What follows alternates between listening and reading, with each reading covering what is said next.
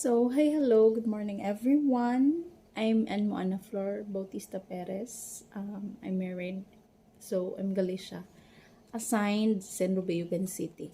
So, I'm here now in Pemo, Patinay, Agusan del Sur office. So, this time will discuss about RA 9003. So, RE 9003, or it is also called Ecological Solid Waste Management Act of 2000. So what does it all about? The content. So alam na po natin yan. During my IEC, I explained why they are attended the IEC or Information Education Campaign. It's because para po ma-aware sila, ma-refresh po yung mga kaalaman nila. So, ano nga ba ang RE 9003? Kailan po na-approve? Kailan po siya ni talk effect?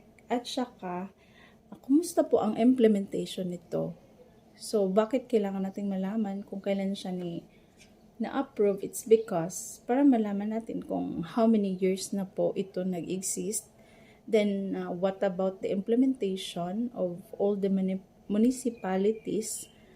Kung i-rate po natin sa 100%, kahit 50% lang po ang kanyang implementation, masaya na po ang national. So, ang trabaho po namin pala ay pupunta sa mga senros, depende po kung ilang LGU ang under sa aming EOR or Area of Responsibilities. Sa akin, sa San Rubayugan City, I have Sibagat, Agusan del Sur, Esperanza, Agusan del Sur, Bayugan City, at saka Prosperidad, Agusan del Sur. So, ang mga LGU na yan ay pupuntahan pa din namin ang mga barangays under sa mga LGU na yan. So, pumupunta kami doon, nagmo-monitor ng mga unclean, kanilang collection point, or material recovery facility na binigay ng EMB or kung may LGU fund sila. Then, sa mga barangay naman, nag-a-ask kami ng kanilang BSWMC, mga MOV nila, kung monthly ba ang kanilang pagpupulong, ganyan, kung may mga activities ba sila sa solid waste. So, pupunta na tayo sa RA 9003. The IRR approved as DAO 2001-34 on December 20, 2001. Na-approve po ito January 26, 2001 at saka ni-talk effect February 16. So, 1 month or not like, hindi lang po kasi January 26 tsaka February 16. So, hindi nag-iisang buwan. So, yan ang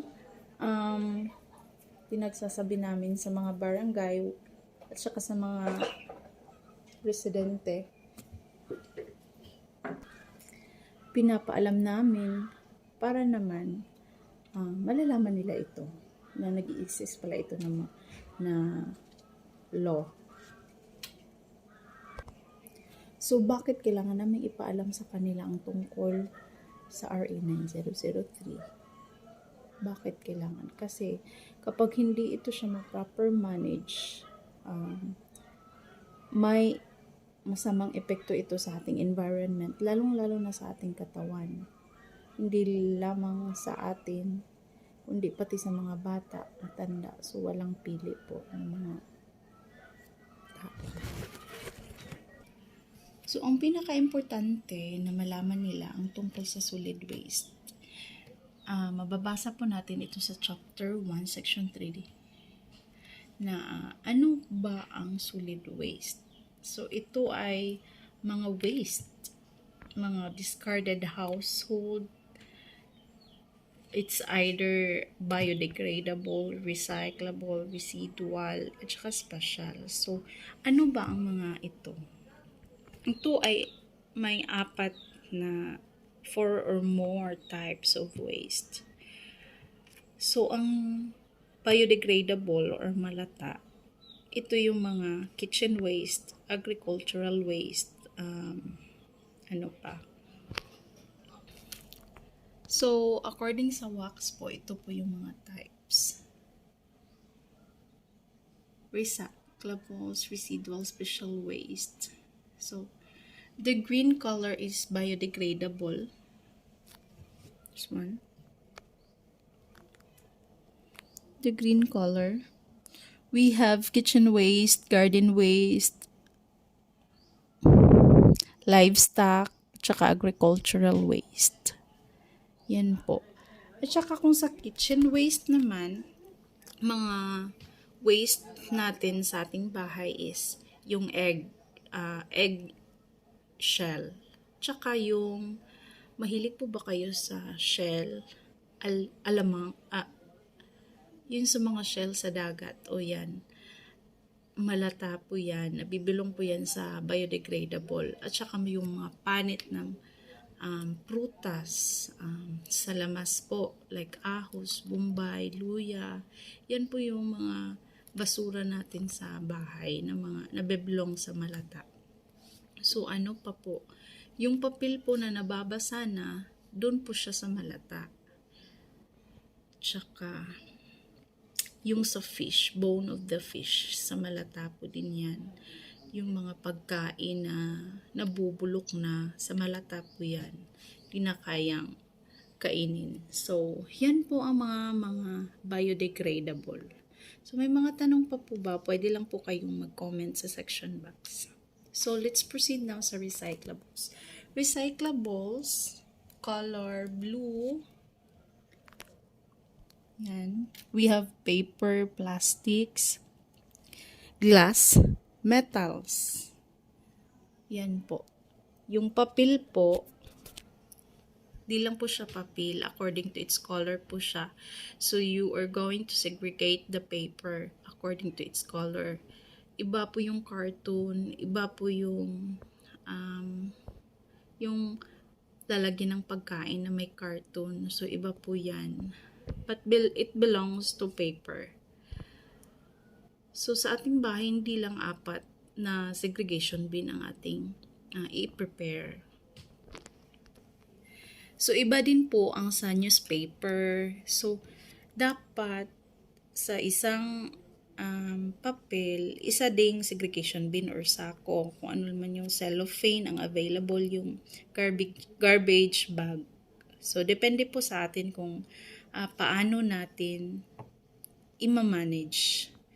So, we have plastic. Ang plastic po ay, so ipapakita ko sa inyo. This one is the type of paper. You have to segregate the selected white ledger. Nabibilong po dito ang white paper, bond paper, book paper, copy paper, or printed or ink. So, hindi po not yellowish or sunburned, not heavily printed or colored, baled or tied, and wrapped in clean sack or plastic. Then, meron pa tayong old newspaper. Bilong po dito ang newspaper, broadsheet, tabloids, textbook, and newsprint books.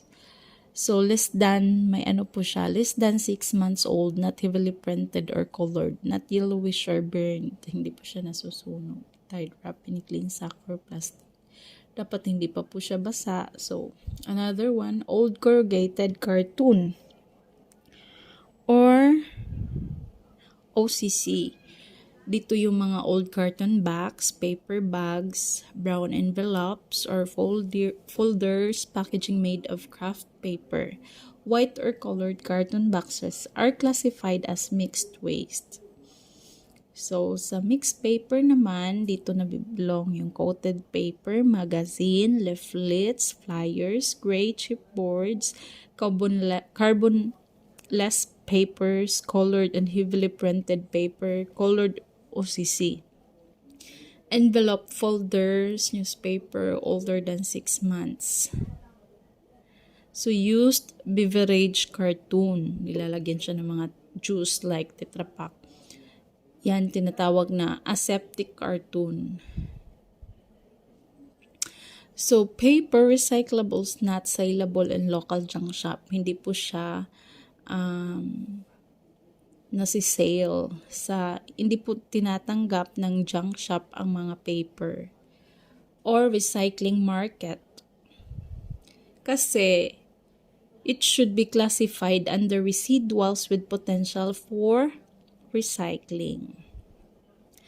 So, yung residual waste is yung thermal paper, carbon paper, wax-coated or PE-laminated paper, photo paper, scented paper, wet or soiled paper with grays, food-contaminated paper, and used tissue paper. Hindi na po yan magagamit. So, that's why nabibilong siya sa residual waste. So, sa sinasabi ko na kanina, yung plastic na belong sa recyclables. Ang plastic naman, ang pag-segregate natin ay according sa kanyang klase. Depende sa kanyang manipis ba or mabaga ba. So, may mga tayo dito, classification.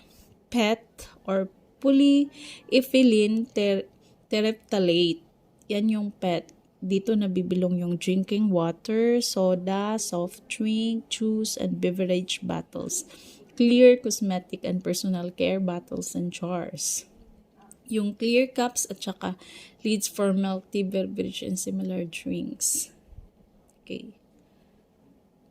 Dito naman tayo sa HDPE or high density polyethylene. Dito yung food and beverage, cosmetic, personal care, home care, containers, at mga milk, juice, vinegar, soy sauce, ketchup, liquid detergent bottle, toys, engine oil containers, carboys, jerrycan drums, pallets.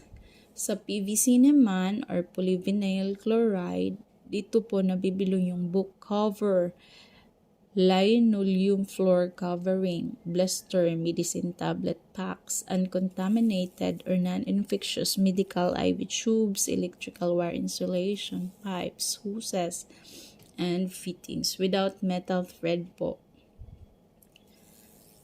So, number 4, LDPE or low density polyethylene. Dito po nabibilong yung mga squeezable bottles and tubes, soft lids. So, sa PP naman, bottle caps or microwavable containers, ice cream biscuit containers, yogurt containers, and margarine tubes, chairs, pails, crates. So, dito na tayo sa PP. Ice cream biscuit containers, yogurt container, margarine tubes, chairs. At saka PS, I think it's 7 types of plastics. So, yung mga crystal clear cups, dito po siya nabilong sa PS, polystyrene. Food service packaging cups, trays. So, mga high impact polystyrene po, yung disposable cups, cutlery, trays, pitchers, refrigerator liners, and iba pa. Yung expanded polystyrene po ay yung sa electronic or appliance industries. Yung foam polystyrene or styro, food service packaging. So, yan. The others, number 7. 7 po yung number. Yan po yung mga refill, polycarbonated water containers, casing, diskettes, CDs, auto parts. So, note lang po, plastic recyclables not saleable in local junk shops or recycling markets should be classified under residuals with potential for recycling with clean and dry flexibles. So, nandun po siya sa page 27 po ng ating PP PowerPoint. So, the other waste component categories, we have recyclable pa rin, pero glass na. Yung glass bottle, iba-iba din yung pagsisegregate natin. We have the flint or clear glass. Dito po yung mayonnaise jars, juice jars, food jars, beverage bottles for soda, tsaka etc. Yung brown naman po, medicine bottles, some beer bottles. So, iba-iba din po yung glass pag sisegregate natin. So, yung sabi nila na for segregation bin, hindi pala yun enough. Kasi sa recyclable pa lang, ang dami ng dapat nating tandaan kung paano i-segregate. Yung green bottle, green. So, kung mapapansin nyo, by color din po ang pagsisegregate sa glass. Wine bottle, some beer and soda bottle. Sujo, dito po na belong sa green. So, yung sa colored bottles that are of colors not under the 3 major categories mentioned above. So, kung wala sa tatlo, dito siya na belong sa colored. Yung flat glass naman, we have clear, mirror, tinted, and low E coated glass na ginagamit sa mga building. Yung bubog or cullets, meron din according sa type and color na specified dito sa itaas. So, ito po yung mga examples of mixed flat glass cullets.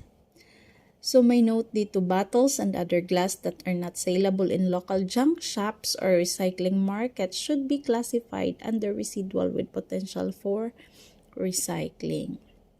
So, continue na po natin ang recyclables.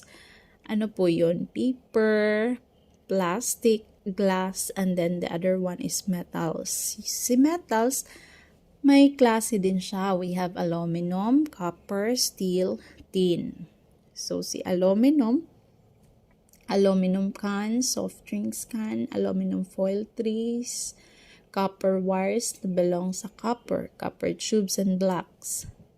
We have steel, iron alloys or bakal, stainless steel, galvanized iron, sheets, steel tubes for plumbing, cooking pots and pans, roofing sheets. Sa tin naman, mga lata, sardine can, corned beef can, ano pa yan, beef loaf. So, dito na bibilong. Yung sa Alaska naman, na milk, kondensada, ganyan. So, while copper and lead are usually traded as scrap metals, this should not be sourced from household appliances or electronic items or car batteries, which are all considered special waste. So, naintindihan natin yung mga household appliances like electrical, car batteries are considered as special waste. This must be disassembled and disposed through proper recyclers or registered take-back programs. Likewise, cans that contain paint, pesticides, or other chemicals should not be classified as recyclables, but instead be treated as hazardous waste. Kasi yung laman ng plastic bottle ay may mga chemicals, kaya nabibilong siya sa hazardous waste. So, dito din sa PowerPoint natin, pages 29 to 30. Special waste. So, we have residual with potential for recycling. So, tapos na po tayo sa recyclables. Kung may mga tanong po kayo, just type it in the comment box before we are going to proceed to another type of waste. So now let's proceed to residuals with potential for recycling. With continuous improvements in recycling technologies, some materials that are currently not collected by junk shops and classified as residuals now have the potential of being recycled, as long as these are properly segregated and cleaned prior to collection, consolidation, and processing. So, dapat po, nililinisan natin clean and dry flexible plastic before ilalagay sa recycling technologies. Yung mga non-biodegradable grocery, shopping carrier, t-shirt, sando, wet market food bags, garbage bags, bread bags, dapat malilinis po. Frozen food bags, department store bags, stretch wraps, drinking straws, tarpaulins, composites or sachet of laminated packaging. Example po dito, yung mga doy packs, juice pouches, sachet, candy wrappers. So, a note on composite packaging. Composite packaging example, those made of a combination of paper, plastic, and foil, sachets, snack wrappers, juice pouches, beverage cartons, are considered as part of residual waste. But, recycling technologies exist for these low-value items. The challenge is proper collection and consolidation so that this can be sent to recycling facilities and be made into items such as eco bricks, eco boards, chairs, or plastic pallets. In some situations, this can also be processed together with other residuals into refuse-derived foil or RDF for cement kilns or as feed for waste-to-energy facilities. So, recyclables without local markets. Recyclables not saleable in local junk shops or recycling market should be classified under residual with potential for recycling. Kahit hindi po siya mabibili sa local junk shop, may potential pa rin siya for recycling. Depende po yan sa initiative natin kung paano natin ito i-recycle. So, ito po yung mga residual with potential for recycling. We have leather, textiles, and rubbers. Yung leather po, shoes, belts, bags, sandals. Textiles, old clothes, rags. Rubber, slippers, mats, at saka iba pa. So, leather, textiles, and rubber items are not often bought by scrap dealers. Old clothes that are still wearable can be donated to charitable institutions. Scrap textiles are often repurposed or upcycled through community livelihood programs. Bits and pieces of these materials can be considered residuals with potential. Pwede pa po silang magamit. Like po itong shoes. Paano po natin ito gagamitin? Pwede po natin itong lagyan ng halaman or taniman ng halaman. Bags, pwede. Old clothes, pwede din natin gawing mga trapo. Or what do we call this one? Rugs. Yung hindi na magagamit na mga damit. So, we are done with the residual with potential for recycling. Now, let's proceed to residual waste for disposal. So, ito po ang mga ilalagay natin sa ating sanitary landfill or sa ating dump site. So, we have napkin, diapers, panty liners. Yan po ang mga di na talaga magagamit. No? Wala na silang potential for recycling. Yung nagamit na tissue paper, yung wax paper cups, food contaminated paper, or carton. Contaminated na nga, hindi na siya pwede. Kahit hugasan mo pa, hindi na siya pwede kasi contaminated na. Heavily soiled plastic films, cigarette butts. So, the volume of residual waste that ends up in our landfill can be greatly reduced. Kasi hindi lahat yung nilalagay. For example, malata, recyclables. So, dapat na proper manage siya para hindi madaling mapuno ang ating mga landfill ng LGU. Or hindi ma-harm or can greatly be reduced by existing technologies that harness energy stored in these materials. So many residual waste can also be processed into refuse-derived foil or RDF for cement cleans. Pero medyo mahal po ang technology na ito, kaya wala pa sa atin dito sa Agusan del Sur, I think. So many or as feed for waste to energy facilities. These treatment strategies reduce the volume that would be sent to final disposal site, can extend the life of our sanitary landfill. So, hindi po siya madaling mapuno yung landfill natin kung na-proper manage yung ibang ang mga basura natin, klase ng basura. So, dapat ang ilalagay natin sa landfill ay yung mga hindi na talang magagamit. Kasi, yung another type is special waste. Special waste are items that must be collected with care and must be treated and disposed properly. So, ito po yung ipapakita ko sa inyo ang mga examples ng special waste. So, may 3 major types of special waste. We have hazardous waste, healthcare waste, and bulky waste. So, ano po yung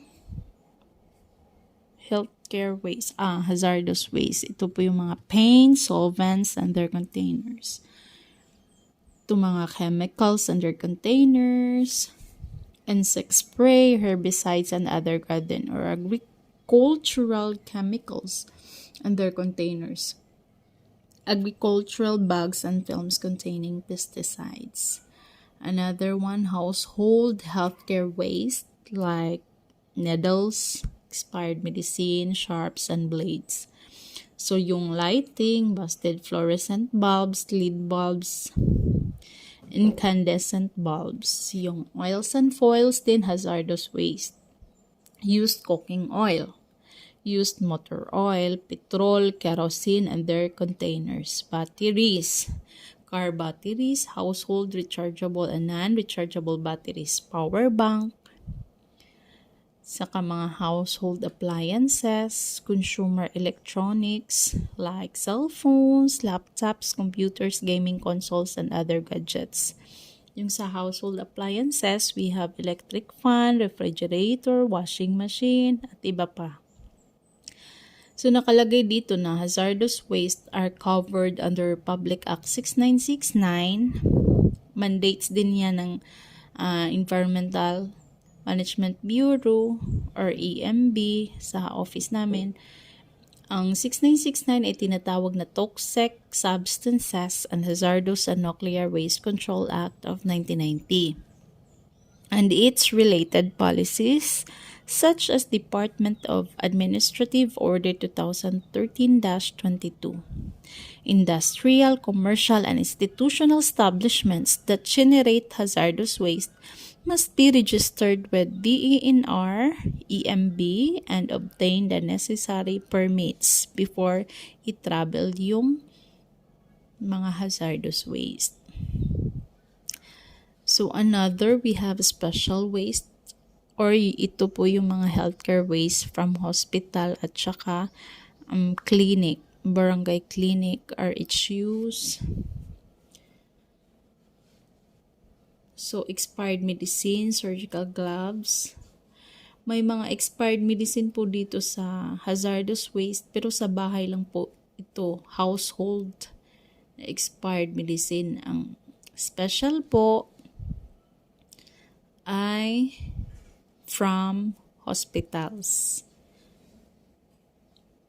Ito, inhalers, syringes, needles, and sharps. Mercury-containing devices like old thermometer, sphygmomanometers.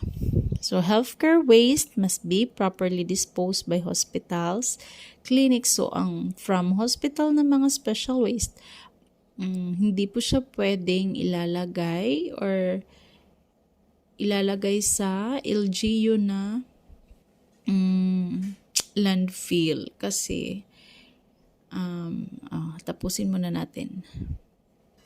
Must be properly disposed by hospital, clinics, and other health institution. Guidelines for their proper disposal are covered by the Healthcare Waste Management Manual published by the Department of Health. So, may mga septic vault po ang mga hospitals, doon po nilalagay nila ang kanilang mga special waste. Yung bulky waste naman, we have 3 branches: rubber tires, construction debris, post-disaster waste. Yung mga mabibigat at malalaki po, yan po ang mga bulky waste. So, we are done with the classification of waste according sa ito. Examples that need to be at least from our data. National Solid Waste Management Commission website for the updated approved list of recyclables. Yan. According sa WACS or Waste Analysis and Characterization Study Solid Waste Categories. So, ibang topic naman po ang WACS. Pero, ang ipinapakita ko sa inyo ay classification under sa WACS. Okay. So, that's all for today. I will make another presentation regarding sa RA 900 pa rin, pero ibang topic na naman. Kasi broad po ang topic na RA 9003. Goodbye. God bless.